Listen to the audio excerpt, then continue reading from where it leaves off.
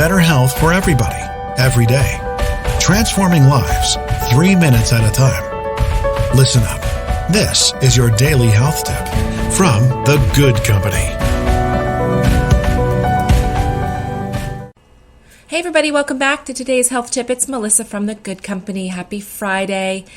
Friday, February 21st it is, and today I wanted to share with you an article that I read. I came across it on Facebook on one of the groups that I'm in, and I read it and was kind of shocked, and then I was kind of shocked that it was actually published back in March of 2016, 4 years ago, and that I hadn't really heard about it or given it much thought. And the headline is, Seattle caught salmon found to contain cocaine, antidepressants, and pain relievers.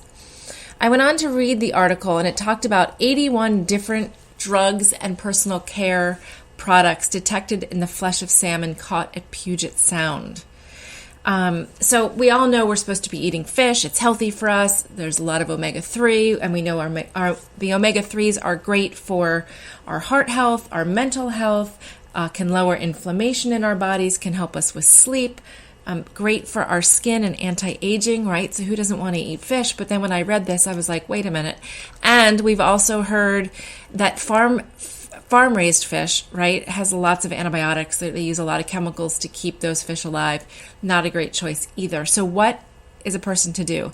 I went on to read the article a little bit deeper, and it talked about the fact that samples were gathered over a 2-day study, both in the migratory juvenile fish as well as the resident fish there, which was kind of even more alarming, and that chemicals were not only found in the tissue of the fish, but also in the water samples.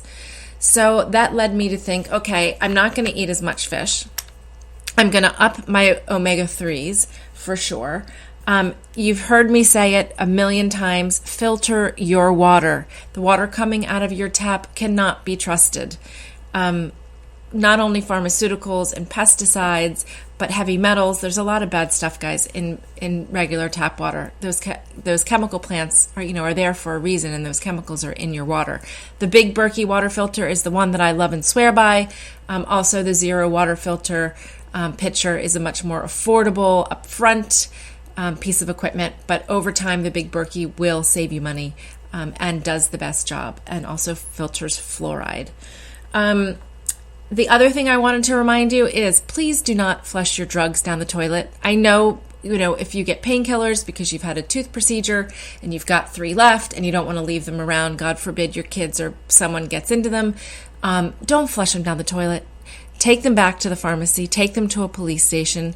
There are ways to safely get rid of drugs. And we definitely don't want to leave those kinds of drugs, people, around the house. Any drugs that you're not currently taking, leftovers need to go. Lastly, detox.